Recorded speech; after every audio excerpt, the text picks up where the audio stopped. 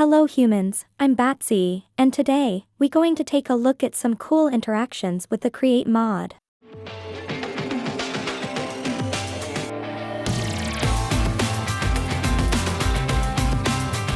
It's quite obvious if you think about it, but you can actually use the same encased fan for many things in a row. In this setup, we have an encased fan at the very right that uses lava to smelt things in the first depot, a campfire to cook food in the second one, and a soul campfire to haunt anything we want. It's a really good way to be more efficient, and it will barely consume any stress units, which is ideal for an early game workshop. A mechanical saw or a millstone won't allow funnels, hoppers, or chutes to extract any of the items that they are processing, even if we use a filter for it. We can see how the logs are moving forward and are being processed, even though we have a funnel trying to extract items from the first one, and a hopper doing the same for the second one. The same happens with the millstone. Even if we have a hopper underneath, it will only let through the resulting items. This is ideal for making more compact designs and especially so we don't need to use brass funnels and filters for it. There is a bit to unpack in here, so let's go one step at a time. When working with cogwheels, you will realize that it's tricky to fit big cogwheels around small ones. You can't really place them on the sides. But you can actually use the Create's guide to place them diagonally, and that will force them in, even if you would normally not be able to place them there. Now that this section is working, you might notice that there is a hopper underneath the deployer. By having a filter in the deployer, we prevent the hopper from taking any of its items. If we remove the filter, we can see how the sandpaper starts to go through. Only the item in the filter will remain inside the deployer. Something else we can notice is that there is a hopper in the middle, and at first glance, it doesn't seem like the deployer should be able to work in this situation. Thankfully, deployers do work through blocks, which makes it ideal for more compact machines, and especially to be combined with hoppers. In the same way, the mixer will also work through full blocks. All we need to do is power it up, and we can see how the mixer is working through the glass.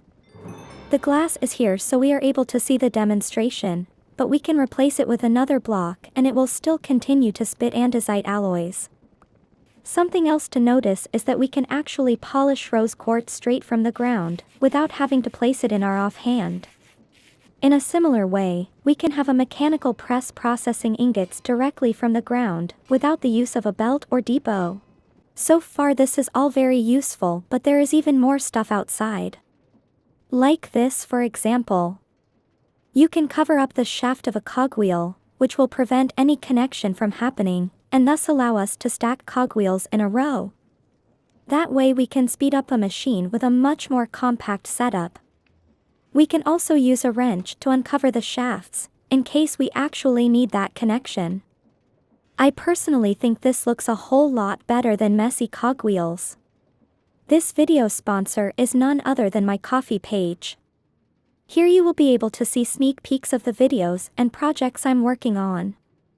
Those who subscribe as a Tier 2 Fung or above will also have access to my private SMP, and future servers to come. So don't wait any further and become a member now. It helps support the channel, and pays for my bills. Now back to the video. We can also use 𝐋𝐢𝐬𝐧𝐤𝐬 to feed a blaze burner. But a mechanical arm doesn't seem to work with eggs, and it only extends the burning duration by a few seconds, so it's a bit questionable how useful this might be. Still, if you have 1,000 𝐋𝐢𝐬𝐧𝐤𝐬, that could be something to look into. Basins don't really need a funnel to be fed materials, a simple belt on the side will also fill it up. If we spin them around, they will also drop their items when they are upside down, allowing for some questionable logistics. Adjustable chain drives are barely used, but they are an amazing and incredibly cheap way to adjust the speeds inside of a machine, without having to have several speed controllers, or too many cogwheels. While the adjustable chain is the source of the rotation, powering it up will double the speed of the rest of the chain drive, unless we are using an analog lever. Something that is very nicely explained when pondering on the item, where it also explains how powering the adjustable chain while that one isn't the source will slow down that part to half the speed of the rest. Something else that we can see here is the 𝐋𝐢𝐬𝐬 tubes and signs.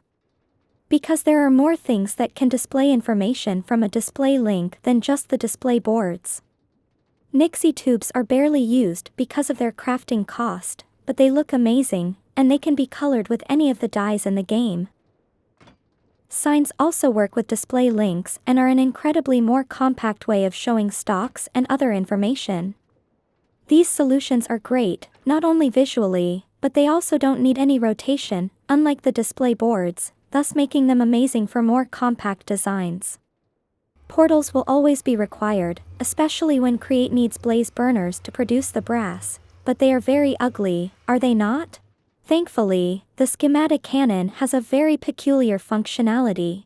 You see, it doesn't update block states, thus making it possible to hang lanterns even if the block above shouldn't allow it, or replace the frame of the nether portal, without breaking the portal.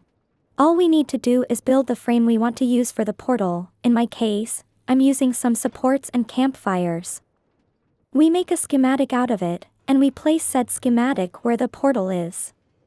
Then we let the cannon do its thing, which shouldn't take long. Now we can brag to our friends about having the coolest portal in the server. And while we are bragging about builds, why not also brag about having the coolest entrance for a base? Placards are awesome for displaying things, but they also emit a redstone signal when we right-click them with the matching item.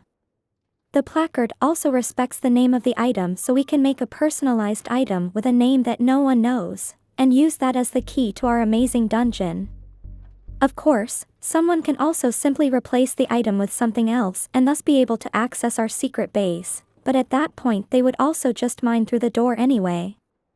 One of the amazing Create functionalities is the ability to move spawners, allowing us to do farms with several of them. But with the use of an encased fan and a nozzle, we can move around the mobs without having to use any water, and it works a whole lot faster. Reducing the travel time, it's very important to make the farm have much better rates. We can also use a nozzle to force the mobs in one position, that way we don't need water or any other shenanigans to make sure all mobs are in range of our sword, or whatever we're using to kill them. Minecart contraptions, such a useful and simple thing to build, they are amazing. But it's not only about the carts, the rails also have some useful functionalities. When using a cart assembler, even if we have a powered rail underneath, that won't make the cart move forward when powered up. It will retain the momentum if it's in the middle of the track, and the assembler is powered up, but the second it goes offline, it won't start again. That can be solved by a controller rail. These rails are one-directional, and they do force the cart forward, even when used from the middle of the track. That makes it ideal to build a station for our farms, in case we don't want it to be running all the time. If we wanted to do the same but with gantries, we would need a system that swaps the rotation of the gantry whenever it reaches the end of the track, because those are also one-directional. We can avoid that by having two different gantries with two different tracks that go in opposite directions, and simply gluing them together. Only one of them will take priority at a time, thus making the contraption move back and forth along the tracks.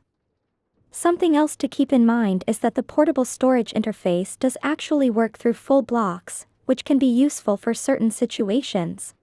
Something that is also incredibly useful, but it's not very obvious unless you know about it.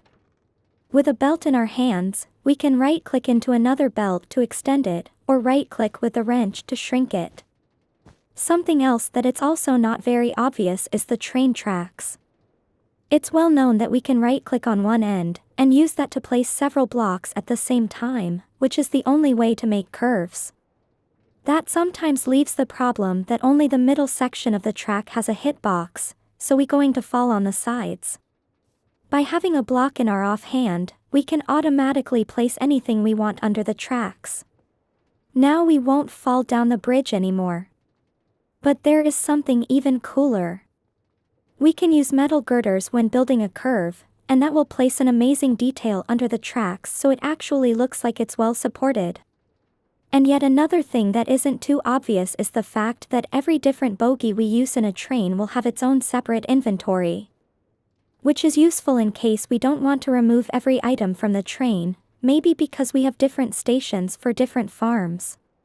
These are all the interactions and fun little details I had for today. Comment down below if you know interactions that everyone should know. Check out my Ko-fi page if you want to support the channel, and subscribe if you haven't already. Bye!